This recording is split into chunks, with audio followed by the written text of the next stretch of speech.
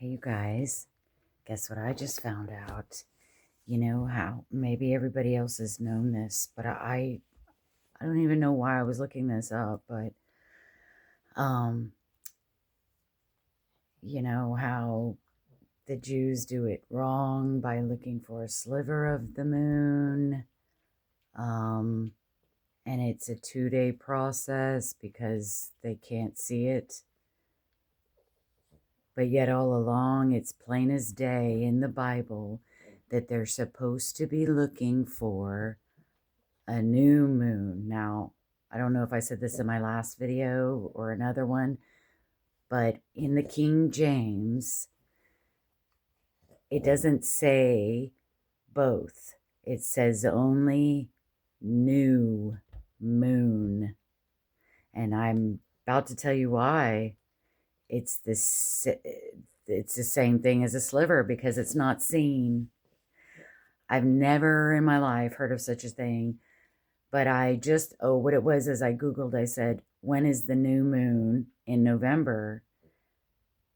And it said on the 20th, and it was saying how it will show up at like 1:48 Eastern time in the morning, and it won't be visible or something like that. I'm like, what? And then I read some, and it sounded like it was saying you can't see a new moon, which is full. And I Googled, I said, what do they mean? Oops. I said, what do they mean when they say the new moon is invisible? It's not able to be seen. And this is what they say. They say the new moon is not visible because the moon is positioned between the earth and the sun. So the side facing earth is not illuminated by the sun.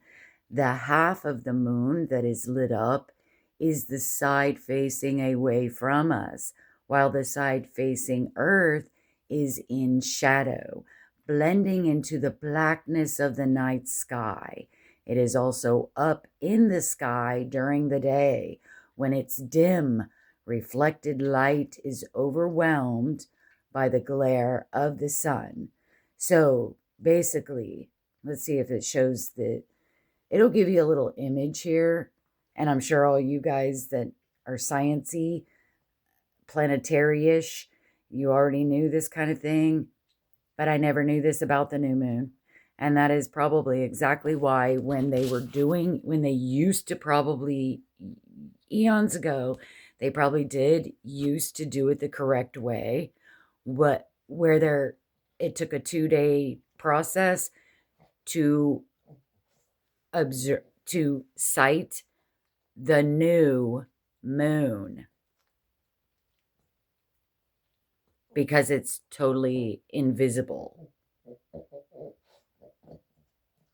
I think in the first thing, it said something like, at night, you have to really, stargazing benefits. This invisibility is what makes new moon periods the best time for stargazing, as the absence of moonlight allows for the darkest skies. I don't know. I'm thinking that instead of them looking for the sliver, which would have been hard to do, and all along they were supposed to be looking for the full new moon, which is full, but it's obviously invisible because it's between the earth and anyway. So, yep. I guess with this video, I'm going to go ahead and reshare another video, because when I put too many links in one video, I don't know how hard it is to see them all, because you'd click on one if you watched it, or if you got sidetracked and watched something else, and then you got sidetracked again and you never came back. Then you'd have to keep coming back to my video and then click the next one. Come back to my video, click another one. I mean, if anybody even watches them. But yeah, this proves it even more, because I was thinking, I'm sitting here doing the Lord's Supper. I am talking to him, and I was talking to him talking over my dream with him and how I wish he would remind me what in the dream was said about the 22nd. Because on the 21st, that was said, people are the smartest on the 21st. So I guess while I was discussing that with Jesus, I was like, Jesus, I want to find out when that moon is, the new moon. I said, I think it's the 20th. But if people are the smartest on the 21st, and I think the new moon is on the 20th, and then I find out it's on the 20th at 2 in the morning, basically, on the East Coast. What do you think? Everyone's going to be sleeping if the sun is darkened and the moon no longer gives its light, and people are asleep on the 20th, but when they wake up on the 21st, if they see total darkness outside, people are going to be the smartest on the 21st. That's what's always gone through my mind. When that was said in the dream, people are the smartest on the 21st. That's exactly what I thought was. It was like a riddle, kind of, not like a play on words. Everybody has been alerted that the whole world is about to change as they know it. Either it was the rapture, or however the rapture goes, since Brother Joseph, too many J's, okay, said his breakdown with it. Isn't going to be the rapture as we're used to knowing it. Anyway, so people are the smartest on the 21st. That's given if this dream means anything about. So if people are the smartest on the 21st, and there is blackness and everything that day, but the Bible verse, Matthew 24, 29, and 30, says, the sun will be darkened, the moon will no longer give his light, and then you're going to see the Son of Man coming in the clouds. Anyway, yeah. So if they woke up on the 21st because they've been sleeping, right?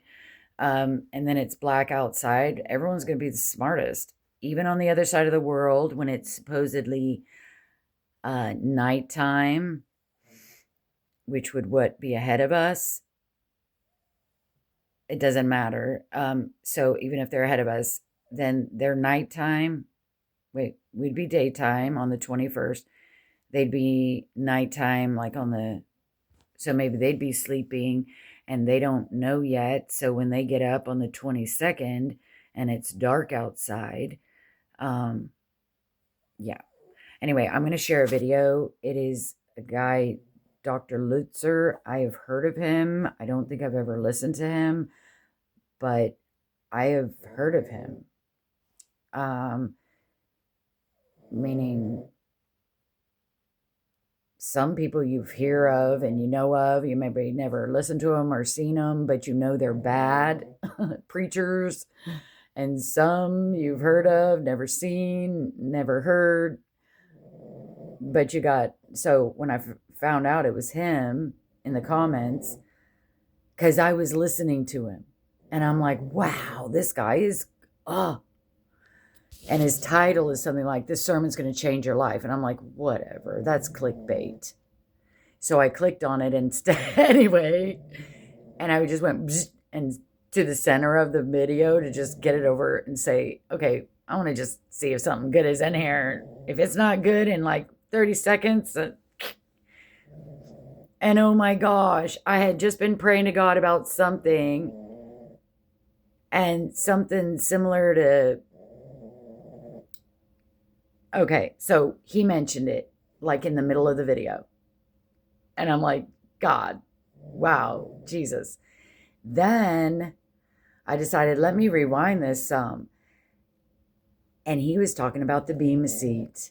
The Bema seat. Now, I still haven't finished listening because I'm in the middle of the Lord's Supper and I don't know, but I'm pretty sure the Bema seat is not what we've been taught that it's all about rewards. No, because this guy mentioned something about, oh, what I've said before, like, oh, you guys always say, these losers as a Christian, they'll go, oh, I don't care if I get a shack in heaven. And I'm always saying, yeah, there's no such thing as a shack, so I don't know. This guy basically said the same thing, but in a different scenario. He says, oh, you think you're going to get to heaven and sit in the back? And then he says, I didn't listen to it all. I had to pause it and he said something like, that tells me you don't want to serve God. And then that was when I skipped forward back a little bit to go more to the beginning. But in the middle, he was talking about something I was already talking about with Jesus. And then he's talking somewhere, maybe I went around and came back in and he was still talking. And I caught him when he was talking about the Bema seat. And it isn't about all rewards. It's also about judgment.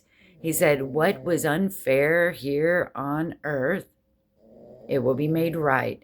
And he or somebody else also reminded me of one of my favorite Bible verses that I've forgotten all about. And it is 1 Peter 2:23, which states, I don't know what version this is, but the King James is good. When he was reviled, he reviled not again. When he suffered, he threatened not, but committed himself to him that judgeth righteously. Isn't that an excellent verse? If ever there's any wrongs that can't be righted here on earth, like if your kid gets murdered or your spouse gets murdered or people get murdered and there's like no justice, even if the guy went to prison, it's still no justice, right? Some things on earth we're not going to get any justice, but at the Bema seat, yes. And this is another reason you can forgive. How you can forgive, because you have to commit yourself to him who judges righteously. It'll all come back to you. If not in this life, who cares? It will come back to you up there. And just like the Bible verse I was shown by Jesus months ago, he says, what is spoken in darkness and whispered in the ear in secret will be shouted to the rooftops. There's another verse that's very similar that has a totally different purpose, but this one isn't that same purpose. The other one is more like, don't hide it under a bushel and shout it from the rooftops kind of scenario. But this one is about backbiters, gossips, busybodies, doing things in secret. Behind, backbiting is when you're whispering and you're saying things in rooms like, oh, this is just between you and me, but so-and-so is going down, whatever the trash they're talking about a brethren, and they could be a brethren too. Because, if you're not a brethren, then you're going to hell. Okay? If you're a brethren, you're going to heaven. And there is a Bema seat, and it's not only about rewards. That's all I never knew about that kind of stuff. All I knew is the verse that said, I knew about Bema seat, but I didn't understand it. I knew that there's death and then the judgment. Okay? There's death and then the judgment. I never knew about rewards. I just knew you could be judged as a Christian. And it's true. This guy Lutzer is saying, I haven't heard it all yet, but he's explaining and saying that the Bema seat is also for shitty little followers that want to feed their flesh. Oh, it's too irresistible to busybody and backbite and stalk in the comments and And those aren't just a bunch of mockers in there. Those are literally Christians who are trying to stir up strife. They're busybodies. They're more than mockers, y'all. They're busybodies. And they are in a channel they disagree with, knowing full well, so that they can pick stirring up strife. It's all in Proverbs. Stirring up strife. Okay. So it's like little shitheads like that. There's a bema seat for that because they're saved and they're going to get judged. That's why. And I put it in my comments. God intrinsically made us all to desire to worship, desire to obey somebody, to worship somebody, to serve somebody. And we all desire discipline. We all desire repentance when we're wrong. Even if nobody has ever heard of Christ in their life, they're intrinsically made, divinely that way, to feel sorrow if they have a moral compass. Okay? So, yeah. God made you that way.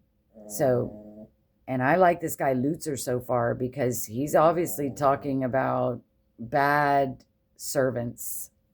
And he's actually a visitor to Jack Hibbs' church. And I've watched Jack Hibbs at Chino Hills Calvary Chapel, but I never noticed his channel looking like that, and I not even subscribed, and it popped up in my feed. So I'm sure he's the pastor at Chino Hills, and I saw him on his website. He's got his sermons, but I didn't notice before that it looked like that with some Bible studies, and there's no lives. I thought he did lives, but I guess I don't know. Anyway, I'm blathering on, but 1 Peter 2:23. So yeah, on the 24th in my dream, he said, why bother? As in telling the guy selling him a TV. Why bother buying a TV? In other words, he's like, why bother? The world is going to end on the 24th. That means on the 23rd, they said nothing about the 23rd. I took that as we're going to be gone. But he said something about the 22nd, and I couldn't remember it to save my life. And on the 21st, he said, people are the smartest on the 21st. And I've always thought and instinctively knew that the knowledge of that is pretty easy to figure out to me, is without knowledge of it. But I just kind of knew that it meant people are going to be awakened by something bad that just went down. Because the worldwide knows about it. They're the smart, their eyes and ears have been opened to major disaster. Or in our case, it'll be major excitement because we know Jesus is about to come. So anyway, okay.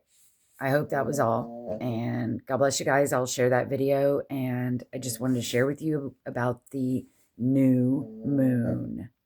Maybe all of us have all known that, but we just thought there was no moon in the sky. Because you know how when there's certain times at night, like in the beginning of the night, the moon is off to the side.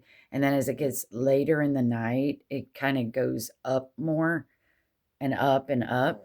And only thing my best recollection is I've heard it said that there's no moon, but they don't ever say, oh, it's a sliver. They never defined what do they mean by there's no moon in the sky. Do they mean that it's a sliver? Do they mean that it's a full moon, but yet it's a new moon, which King James only says new moon in Psalm 81. It doesn't say full and new like the New Living Translation, which is the closest to the Hebrew and Greek translations. Yes, it is the most. It's even better than King James in a lot of ways. But other versions, though, if you're a scholar of Greek and Hebrew, you'll see other versions as well outside of New Living have a little better translations that are correct, but not as many as the New Living Translation. So yes, the New Living Translation even says both. So that I don't know. Maybe one day I'll look it up in the Geneva Bible, because that's older. Hold on. Oh, that's a picture. Never mind. I'll just Geneva Bible, Psalm 81. So then Psalm chapter 81 I don't in the know Geneva what Bible verse. encourages Israel to praise God with music and celebrations, remembering their freedom from Egypt. I don't even know what verse. So, and this is probably too tiny for me to read. And joyful, sing aloud, sing, bring the timbrel, blow the trumpet. In the new moon, even in the time appointed. So even in the Geneva Bible, which is older than King James, doesn't have full moon. It's verse 3. Blow the trumpet in the new moon, even in the time appointed at our feast day. All right. Anyway, God bless you guys, and bye-bye.